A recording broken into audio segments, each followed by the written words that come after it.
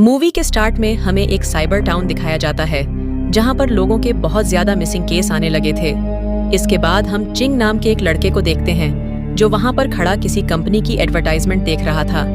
और तभी हम यहाँ पर देखते हैं कि कुछ लोग चिंग के पीछे पड़े हुए थे। इन लोगों को पता था कि चिंग पहले आर्मी में काम करता था, पर तभी हम देखते हैं कि चिंग के पास एक डॉक्टर की कॉल आती है और वो डॉक्टर चिंग को कहता है कि तुम्हारी बेटी का इलाज हमें 24 घंटे के अंदर अंदर करना होगा, वरना हम तुम्हारी बेटी को नहीं बचा सकते। अब चिंग को पैसों की बहुत ज्यादा जरूरत थी, इसलिए चिंग क्रेडिट बीट नाम की एक जगह पर जाता है जो इंटरेस्ट फ्री लोन देने का वादा करते हैं। यहाँ पर चिंग जब आता है तो इसके बारे में इन्वेस्टिगेट किया जाता है। सबसे पहले तो इसके लोन की अमाउंट पूछी जाती है और फिर इसके बारे में पूछा जाता है, और यहाँ पर वो लोग इसे एक एग्रीमेंट भी साइन करवाते हैं जिसमें ये लिखा था कि अगर इसकी डेथ एक्सीडेंट से हो जाती है तो ये इसकी बॉडी को अपने मिशन में रिसर्च के लिए इस्तेमाल कर सकते हैं। अब यहाँ पर चिंग के एग्रीमेंट को साइन कर लेता है और वहाँ पर हम कुछ और लोगों की आईडी को भी देखते हैं। अब जैसे ही चिंग यहाँ से जाने लगता है तो यहाँ पर एक आदमी अपनी रोबोटिक मशीन से चिंग की गर्दन में कुछ इंजेक्ट कर देता है, लेकिन तभी यहाँ पर ब्लैक सूट वाले आदमी इसको घेर लेते हैं और चिंग यहाँ पर उन लोगों से फाइट करता है। मगर वो ब्लैक सूट वाले आदमी चिंग का अभी भी पीछा नहीं छोड़ रहे थे। चिंग उन लोगों से फाइट करता है और फाइट करने के बाद वो यहाँ से जाने वाला था, पर तभी चिंग की बॉडी में कुछ अजीब सी म्यूटेशंस होती हैं और वे वहीं पर बेहोश हो जाता है। इसके बाद हम देखते हैं चिंग को इंजेक्शन लगाया जाता है और इसकी बॉडी में कुछ इंजेक्ट भी किया जाता है। इसके बाद चिंग को जब होश आता है तो वह खुद को एक बर्फीले जंगल में पाता है। तभी यहाँ पर हम कुछ और लोगों को भी देखते हैं और कोई भी ये बात नहीं जानता था कि वो यहाँ पर कैसे आए हैं। इसी दौरान चिंग वहाँ पर एक ब्लैक कपड़े को देखता है और बड़ी हिम्मत से चिंग उस कपड़े को हटाता है और उस कपड़े के नीचे अलग अलग किस्म के वेपन्स रखे हुए थे। इन वेपन्स को देखकर सब लोग डर गए थे और इनमें से किसी को भी ये नहीं पता था कि इन वेपन्स का क्या करना है। इसीलिए अब वो सभी लोग एक एक वेपन ले लेते हैं। तभी अचानक से ये अपने हाथ पर देखते हैं जिस पर एक ब्रेसलेट था। उस ब्रेसलेट में 12 घंटे का टाइम स्टार्ट हो जाता है, लेकिन यहाँ पर किसी को भी ये नहीं पता था कि इनके साथ क्या होने वाला है। पर तभी यहाँ पर इनमें से एक आदमी को अचानक से कोई मार देता है और जब ये लोग अपने पीछे देखते हैं तो इनके पीछे वही ब्लैक सूट वाले आदमी थे जिन्होंने मास्क पहना हुआ था। अब ये लोग इनको देखकर यहाँ से भागने लगते हैं और ये ब्लैक सूट वाले आदमी भी इनका पीछा कर रहे थे। अब यहाँ पर चिंग इन लोगों का सामना करता है और एक एक को मारना स्टार्ट कर देता है। चिंग यहाँ पर इन लोगों से फाइट करता है और इनके ग्रुप में से एक लड़की नीचे गिर जाती है जिसको ब्लैक सूट वाला आदमी पकड़ने वाला था। पर तभी इनके ग्रुप में से एक और लड़की जिसका नाम एना है, वो अपने तीर से उस आदमी को मारती है और उस लड़की को बचा लेती है। और अब ये सभी लोग उन ब्लैक सूट वाले आदमियों का मुकाबला करते हैं। पर तभी यहाँ पर एक ब्लैक सूट वाला आदमी इनके एक ग्रुप मेंबर को मार देता है और तभी हम देखते हैं कि चिंग के अंदर अजीब सा बदलाव हो रहा था और वहां पर मौजूद बाकी लोगों के साथ भी ऐसे ही हो रहा था। इसके बाद इनकी फाइट करने की स्किल और ज्यादा बढ़ जाती है और ये लोग यहाँ पर ब्लैक सूट वाले आदमियों को मार देते हैं और फिर ये यहाँ से भाग जाते हैं। लेकिन इसके बाद ब्लैक सूट वाले आदमी भी इनका पीछा नहीं करते और ये लोग भी एक जगह पर रुक जाते हैं और इनमें से किसी को भी ये बात समझ नहीं आ रही थी कि आखिरकार इनके साथ हो क्या रहा है। इसके बाद ये सभी लोग यहाँ से बाहर निकलने का रास्ता ढूंढते हैं, पर तभी यहाँ पर एक अजीब सा क्रीचर आ जाता है जिसकी स्पीड बहुत ज्यादा थी। इसके बाद फिर दोबारा से इनका काउंटडाउन स्टार्ट हो जाता है और वो क्रिएचर इनमें से एक आदमी को मार देता है। और जब क्रिएचर इनके सामने आता है तो सब लोग अपनी जान बचाकर भागने लगाते हैं, लेकिन क्रिएचर एना पर अटैक करता है मगर वो उसके अटैक से बच जाती है। लेकिन ये क्रिएचर वहाँ पर दूसरे आदमी को मार देता है और चिंग एना की हेल्प करने आता है और वो दोनों क्रिएचर के सामने बिल्कुल खामोश खड़े हो जाते हैं, जिसके बाद वो क्रिएचर उनको नोटिस नहीं कर पाता। पर तभी इनके ग्रुप में से जो ग्लासेस वाला आदमी था वो नीचे गिर जाता है और क्रिएचर उसके बिल्कुल पीछे था। इसलिए चिंग उस क्रिएचर को डिस्ट्रैक्टर करके अपने पीछे लाता है और वो खुद भागना स्टार्ट कर देता है। इसके बाद वो एक जगह पर बिल्कुल खामोश खड़ा हो जाता है, जिसके बाद क्रिएचर दोबारा से उसको नोटिस नहीं कर पाता। लेकिन इसी वक्त एक आदमी जो इनके ग्रुप का था वो भाग रहा था। भागते भागते उसको सांस चढ़ गया था और वो हाँफ रहा था।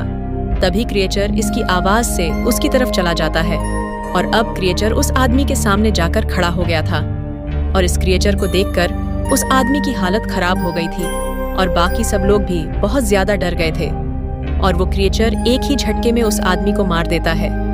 अब चिंग बाकी लोगों के पास आता है, वो सबको खामोशी से यहाँ से निकलने का कहता है, जिसके बाद सभी लोग जंगल से बाहर आ जाते हैं और एक सेफ प्लेस ढूंढने लगते हैं। लेकिन हम देखते हैं कि वो क्रिएचर अभी भी इनके पीछे आ रहा था, पर तभी हम देखते हैं कि इन लोगों को एक कंस्ट्रक्शन साइट मिलती है। ये सभी लोग उसके अंदर चले जाते हैं, पर इनमें से जो ग्लासेस वाला मोटा आदमी था उसकी पेंट एक पाइप में फंस जाती है और क्रिएचर ने भी इनका पीछा करते हुए इनको ढूंढ लिया था और वहां पर उस मोटे आदमी की पेंट काट देता है और वो खुद को भी इस क्रिएचर के अटैक से बचा लेता है। और फिर एना अपने तीर से उस पर अटैक करती है, मगर वहां पाइप लगे होने की वजह से क्रिएचर अंदर नहीं आ पाता और अब वो पाइप्स पर चढ़ना स्टार्ट कर देता है और ये देखकर चिंग वहां से सबको भागने का कहता है और भागते भागते मोटा वाला आदमी नीचे गिर जाता है। अब ये लोग बहुत ज्यादा थक गए थे और एक जगह पर बैठ जाते हैं और ये लोग सभी बहुत ज्यादा कंफ्यूज थे। ये सोच रहे थे कि जिस चीज ने इन पर अटैक किया था वो कोई मॉन्स्टर था या कोई और चीज थी।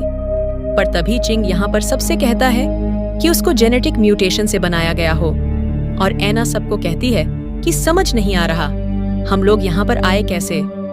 तभी मोटा वाला आदमी उनको बताता है कि मैं क्रेडिट बर्ड नाम की एक जगह पर गया था और इसके बाद सीधा मैं इस जगह पर आ गया हूँ। इसके बाद इनके ग्रुप का एक और आदमी इनको बताता है कि उसके साथ भी ऐसा ही हुआ है। तभी एना को याद आता है कि उसने ब्लैक सूट वाले आदमियों की गर्दन पर एक टैटू देखा था और वो सभी को ये टैटू बनाकर दिखाती है। ये टैटू देखकर इनको पता चलता है कि ये तो एक इनिक्स कंपनी का लोगो है और तभी हम देखते हैं कि इस कंपनी में इन सभी लोगों को एक जगह पर रखा हुआ है और इनकी बॉडी से कुछ डिवाइसों को भी कनेक्ट किया गया है।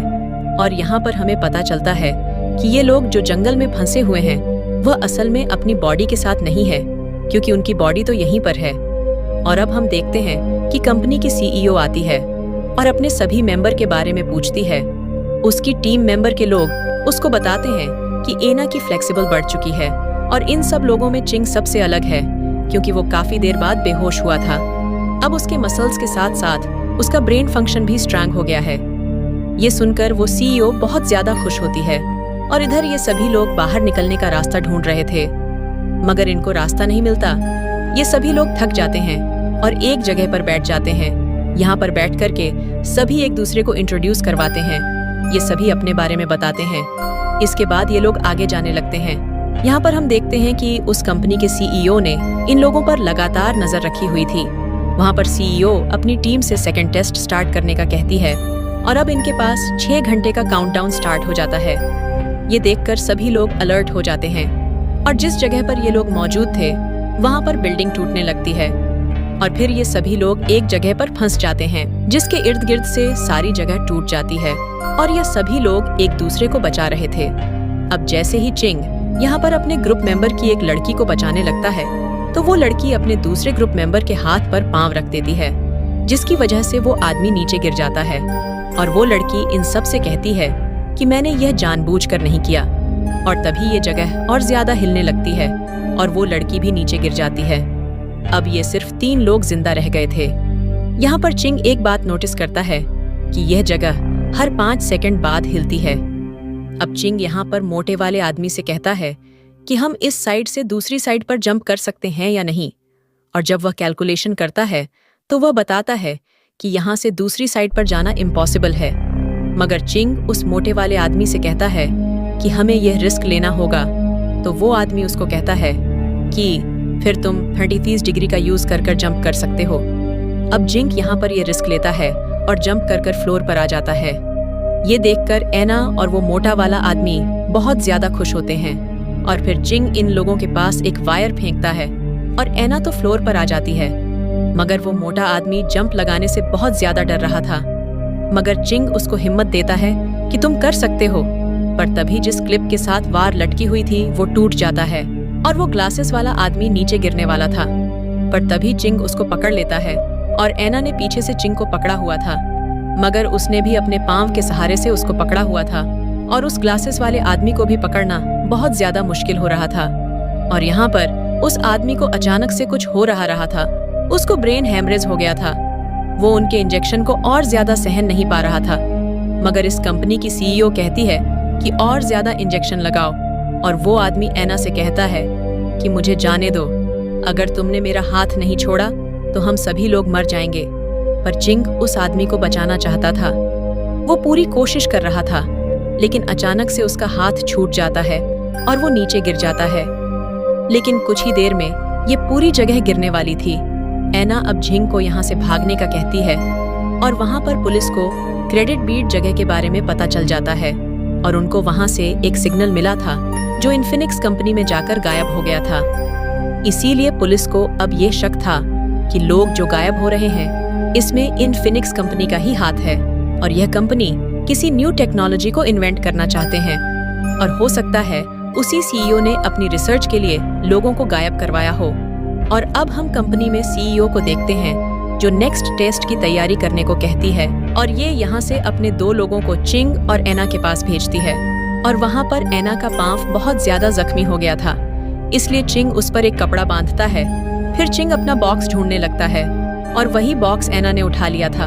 वो उसको देती है, और चिंग उसको बताता है कि ये बॉक्स मेरी बेटी ने मुझे दिया था, और वो बताता है कि मेरी बेटी को एक बीमारी है जो कि जेनेटिक लंग्स डिजीज है। और ये सुनकर एना भी वहाँ पर इमोशनल हो जाती है।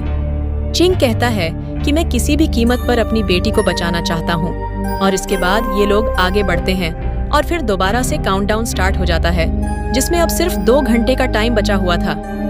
अब ये लोग देखते हैं कि इनके पास अब बहुत ज्यादा ब्लैक सूट वाले आदमी आ गए थे, और ये जल्दी से एक बिल्डिंग में भागते हैं, और वो दोनों पिलर्स के पीछे छुप जाते हैं। अब ब्लैक सूट वाले आदमी जैसे इनके पास आते हैं तो ये दोनों उन पर अटैक करते हैं। चिंग यहाँ पर इनमें से एक आदमी को पकड़ लेता है और उसकी गर्दन पर चाकू रख देता है, और उन सब से पूछता है कि तुम लोग कौन हो और हमें मारना क्यों चाहते हो। पर तभी वो 2 लोग भी यहाँ पर आ जाते हैं जिनको सीईओ ने भेजा था, और वो 2 लोग जो इनके पास आए थे उनमें से एक लड़का चिंग को कहता है कि तुम लोग फाइनल राउंड में पहुंच गए हो। चिंग को उसकी कोई भी बात समझ नहीं आ रही थी। तभी उनमें से वो लड़की कहती है कि अगर तुम यह जानना चाहते हो कि तुम्हें यहाँ पर क्यों लाया गया है तो तुम्हें हम सबको मारना होगा। अब चिंग जैसे ही उस ब्लैक सूट वाले आदमी को मारता है तो उसकी बॉडी अजीब तरह से गायब हो जाती है, और यह देखकर चिंग और एना बहुत ज्यादा कंफ्यूज हो जाते हैं। और अब चिंग यहाँ पर अपनी स्किल से एक एक आदमी को मार देता है, और वहीं पर दूसरी तरफ एना उस लड़की से फाइट कर रही थी जिसको सीईओ ने भेजा था। मगर वो लड़की एना पर भारी पड़ रही थी, मगर फिर भी एना उस लड़की का मुकाबला कर रही थी, और वो लड़की इसको इंजर्ड कर देती है। अब चिंग ने तो यहाँ पर सभी ब्लैक सूट वाले आदमियों को मार दिया था, पर तभी इन दोनों की हालत बहुत ज्यादा खराब होने लगती है। तभी दूसरी तरफ वहाँ पर कंपनी में सीईओ का एक असिस्टेंट उसे कहता है कि हमें यहाँ पर इस एक्सपेरिमेंट को रोक देना चाहिए, क्योंकि उन दोनों की हालत खराब हो रही है। मगर सीईओ उसकी कोई भी बात मानने को तैयार नहीं थी, और वो कहती है कि इस एक्सपेरिमेंट को जारी रखा जाए। पर तभी उन दोनों की काउंटडाउन खत्म हो जाता है। यह देखकर वो सीईओ बहुत ज्यादा खुश होती है, क्योंकि उन दोनों ने सभी राउंड्स को पार कर लिया था, और अब उसको अपने मिशन के लिए परफेक्ट जीन मिल गया है। इसीलिए वो उन दोनों को वापस बुला लेती है जिनको उसने भेजा था। इसके बाद सीईओ इनके पास आती है और इनको जेनेटिक रिसर्च में पास होने के लिए कांग्रेचुलेशन करती है। लेकिन असल में यहाँ पर उस सीईओ का 3D इमेज था, और वो कहती है कि मुझे एक परफेक्ट जेनेटिक मिल गया, तो इसकी हेल्प से मैं लाखों लोगों की जिंदगियों को बचा सकती हूँ। चिंग बोलता है कि तुमने सिर्फ अपने एक्सपेरिमेंट के लिए इतने सारे लोगों को मार दिया, और एना यहाँ पर गुस्से में इस पर अटैक करने जाती है, पर तभी इसकी कंडीशन यहाँ पर खराब हो जाती है। अब यहाँ पर वो सीईओ चिंग से कहती है कि तुम एना को मार दो, और मैं ये प्रॉमिस करती हूँ कि इसके बाद तुम अपनी बेटी से मिल सकते हो। और वो कहती है कि अगर तुम मेरी बात मानोगे तो मैं तुम्हारी बेटी को बिल्कुल ठीक कर सकती हूँ। जिसके बाद वो जिंग को 1 मिनट का टाइम देती है, और एना यहाँ पर जिंग से कहती है कि तुम मुझे मार दो और अपनी बेटी को बचा लो। इसके बाद जिंग को ये बात समझ आती है कि वो लोग जिस दुनिया में है वो तो असल है ही नहीं, और वो तभी वहाँ पर एना को लेकर कूद जाता है, जिसके बाद वो असल दुनिया में दोबारा से जिंदा हो जाते हैं। फिर चिंग यहाँ पर खुद को और एना को यहाँ से आजाद करवाता है। पर तभी सीईओ के आदमी वहां पर रह जाते हैं और ये लोग दोनों यहाँ से भागना स्टार्ट कर देते हैं। और हम देखते हैं कि पुलिस की फोर्स भी यहाँ पर आ गई थी और यहाँ पर उस सीईओ के लोग दोबारा से इन दोनों को घेर लेते हैं। अब सीईओ दोबारा से चिंग को ये ऑफर देती है कि वो उसकी बेटी को बिल्कुल ठीक कर देगी और तभी चिंग यहाँ पर अचानक से चेंज हो जाता है और सीईओ का साथ देने के लिए तैयार हो जाता है और तभी अचानक से उनसे गन खींच लेता है और इस कंपनी की सीईओ भागने लगती है। पर तभी वहाँ पर पुलिस भी आ जाती है और यहाँ पर पुलिस जिंग और एना को भी अरेस्ट कर लेती है। और अब यहाँ पर हमें बताया जाता है कि उस कंपनी के सीईओ को अरेस्ट कर लिया गया और वो एक गैर कानूनी तौर पर एक्सपेरिमेंट कर रही थी और अब इसकी कंपनी को गवर्नमेंट कंट्रोल कर रही है। इसके बाद 6 मंथ के बाद हम साइबर सिटी को देखते हैं, जहाँ पर हम चिंग की बेटी को देखते हैं जो अब बिल्कुल ठीक हो चुकी है और एना उससे मिलने आई है क्योंकि उसने अभी तक अपने फादर को नहीं देखा था। एना उसको कहती है कि तुम दुखी मत हो, तुम्हारे फादर तुमसे मिलने जरूर आएंगे। पर तभी इसके बाद हम यहाँ पर चिंग को देखते हैं जो कि एक व्हील चेयर पर है। इसने अपने ऊपर प्रोटॉन टेक्नोलॉजी को यूज किया था और उसने अपनी बेटी को ठीक कर दिया था और इसके बाद उसकी हालत बहुत ज्यादा खराब हो गई है। दूसरी तरफ हम चिंग की बेटी और एना को देखते हैं जो दोनों मिलकर बहुत ज्यादा एंजॉय कर रही थी और इसी के साथ ये मूवी यहीं पर एंड हो जाती है।